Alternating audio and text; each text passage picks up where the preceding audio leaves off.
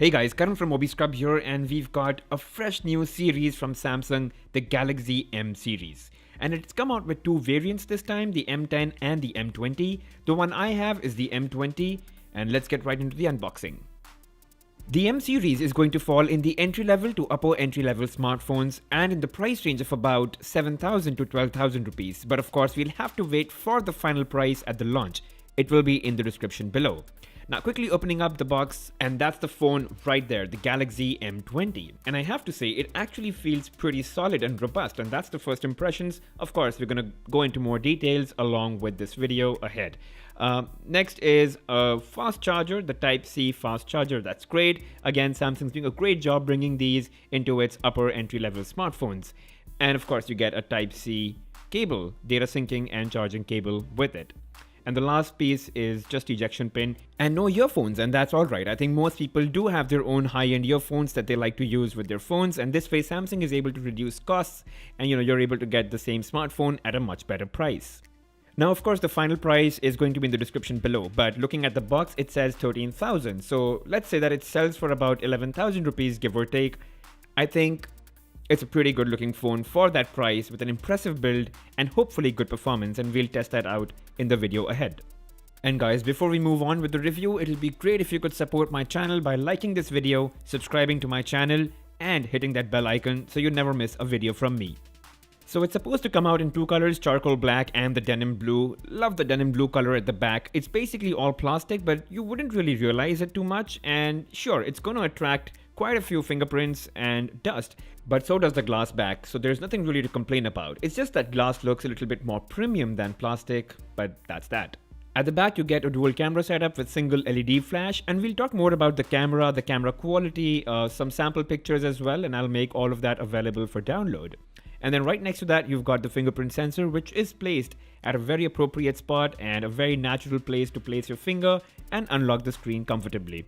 The front, however, has a bigger improvement. You now get an Infinity V display. The display is a lot more bezel-less, and you do get a teardrop notch. That way you get a screen-to-body ratio of over 90%. And you'll also see that the glass is slightly raised above the actual display. Very similar to the 2.5D glass that Samsung's used in the past, but this one's a little bit more prominent, and you'll feel it even more when you hold it. The best thing about the M20, however, is its battery capacity at 5000 mAh. It does make the phone a little chunky, but it's still convenient to use with one hand. Of course, two hands is just going to be a lot easier given the size of the device. You get a Type-C port at the bottom and fast charging, which would be much needed to charge this mammoth of a battery, so that's really good. And it's a dual SIM device, so it supports dual VoLTE, and it has a microSD card slot as well, so you can expand storage whenever you want. Okay, moving on, the M20 runs Android 8.1 Oreo with Samsung Experience version 9.5. It's a little bit upsetting to see that the new phones are not coming with Android 9 and the new Samsung One UI. But this one does have some improvements over the previous generation of Samsung Experience version 9, and I'll talk all about that in this video so you'll know what all is there in this device. But the good news is the Galaxy M10 and M20 both are scheduled to receive their Android Pie updates sometime in August 2019, so sit back and hold tight. The lock screen, however, is something new and different. It's called Lock Screen Stories, and basically every time you lock and unlock your device, you see a new wallpaper. Now, some of these are also featured stories or advertised content, and I'll leave that to you to decide whether it's useful or not useful, but there are a bunch of these and you could just, keep scrolling through. Some stories are interesting, some are actually just promoted. So yeah, and you do get all your notifications in one place. You can just tap on it and it opens a list of notifications. There aren't too many preloaded apps on the phone, which is good because, it keeps the phone light and swift. It's completely up to you as to what kind of applications you want to go ahead and install. But yeah, some basic Samsung goodies are already installed, the Google Suite, the Microsoft apps, and all of that. You get a couple of customization and personalization options like, changing the theme, the wallpaper, applying video wallpapers on the lock screen, and so on and so forth. And what I'm really amazed at is that Samsung's introduced the Dolby Atmos feature in this smartphone, which is just great because at this price point, you're getting flagship level experience. And if you do connect your earphones and turn on the Dolby Atmos mode, just turn on Netflix and you would know the difference. It's significant and it's really cinematic. And now let's talk about the display. The M20 features a 6.3-inch TFT display with FHD plus resolution. And finally, it's great to see Samsung live up to its screen standards in terms of resolution, which has been a pain point in the past with the J series and the On series smartphones. The screen is TFT, but it's certainly very bright and colorful. Of course, you get a notch at the top now, and that just increases the screen to body ratio, so you've got more screen real estate, and that just makes the display much more immersive and bezel-less. So yeah, the display is big, it's colorful and sharp. So obviously watching videos and playing games is going to be super fun, super immersive, and you're just going to love it. And while I'll talk about gaming more when I'm talking about the performance of the phone, but just from a display standpoint, I'm playing the Asphalt 9 over here. The colors look great, and this game is playing in absolute HD quality. It's just amazing. Oh, and the screen is super bright, so even if you're outdoors in bright sunlight, absolutely no issues with the M20. And in addition to the personalization options I talked about, there's ultra data saving mode, there is advanced settings like multi-window, direct call, smart alert, chat over video, and so on. And one of my favorite features that they've introduced with the Experience version 9.5 is full screen navigation gestures. So basically you get rid of your navigation buttons and just use gestures to go back, home, or recent apps. Of course, the phone does come with face unlock, so it's there for you if you really want to use it. Okay, so let's jump on to the performance. While price-wise, it might be an entry-level or an upper entry-level smartphone, but when it comes to performance, it might actually be pretty good for its price. The M20 is powered by a new Samsung Exynos 7904 Octa-core processor with 4 gigs of RAM. And to really test that out, I started playing some popular high-definition games to check performance and to see if there is any lag in during the gameplay. Now I did start playing Asphalt 9, and there was a considerable amount of time for it to load the specific stage that I was playing. So yeah, when it comes to loading times, it is a little slow, and we'll check that in other games as well. Okay, so I'm just gonna start playing Asphalt 9, and I did play this game for about 20 minutes before doing this video. And I have to say, I did not face any issues, no delays, no frame lags or anything. It was pretty smooth. The phone did not even get hot, and I did not even lose a lot of battery. Well, of course, it's 5000 milliampere hour, and it really does what it says.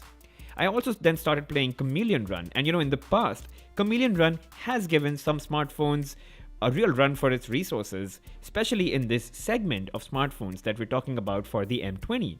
But the M20, it was flawless even while playing Chameleon Run, and I think that's a great thing. And of course, I had to test PUBG for all you fans out there. So here's the thing, the game set itself to balance graphics and medium frame rate by default depending on how good the performance is.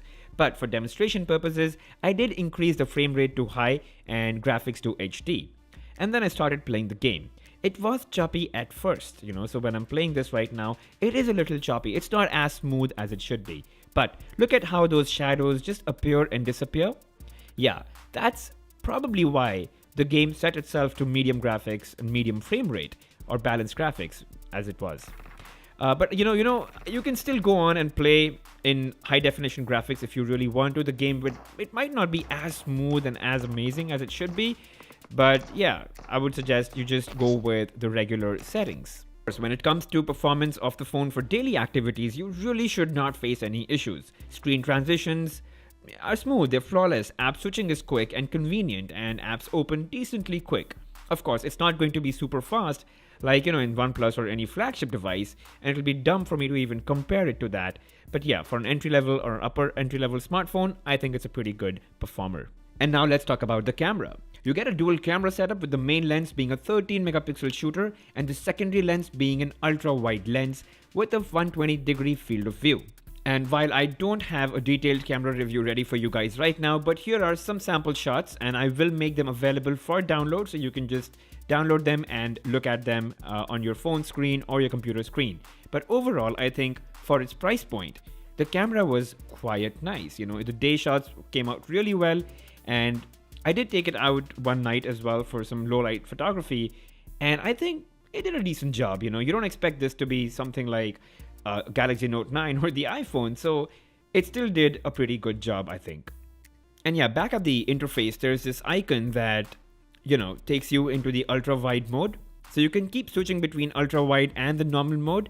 The difference being, this is a picture that I took in normal mode, and with ultra wide mode, it just captures more field of view. So you're just able to gather more content in the same frame. And let me also quickly talk about the camera software. It's pretty similar to any other Samsung phone that you might have purchased in the past. You've got all your modes on the top. You can, very easily switch between them. You've got live focus, the portrait shot, you've got beauty mode, and then some settings at the bottom. Now within beauty mode, if you go into that, you would see that you can, manipulate skin tones, face, and eyes. I think they used to have nose as well.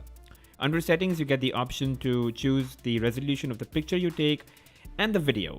It does offer full HD video recording, but at 30 frames per second. There is competition giving 4K video as well, but that doesn't really matter. Front camera, again, you can change the resolution, the video resolution, which again, it supports full HD. So that's great for, video calls on Skype and WhatsApp. And you can edit your camera mode, so you can decide which ones to have up front, and you can edit their order as well. So depending on what you use the most, you can have that come up. And yeah, as I was saying, the phone does not let you shoot full HD or 4K videos at 60 frames per second, which means you do not get super smooth videos. You pretty much get 30 FPS videos. And lastly, the battery. The 5000 mAh battery is probably the most amazing feature of the M20. It is the much needed upgrade in the world of smartphones, and more battery life just means you can do much more on your phone without being tied down with a charger. The M20 battery life is crazy awesome, and you could easily go for a day and a half straight if you have medium usage. And even if you have high usage, it would easily last you the entire day, right from disconnecting in the morning from your charger all the way up to midnight. So yeah, go crazy. Overall, if my predictions for the cost of the M20 is right, it is going to be one of the most value for money choice that you can make in this price segment. The other choices in this price range are the Realme 2, the Asus Zenfone Max M1 Pro, and the Honor 9N. But given Samsung's credibility and quality and trust, Samsung can definitely, ask its users for a small premium, and that's how it goes.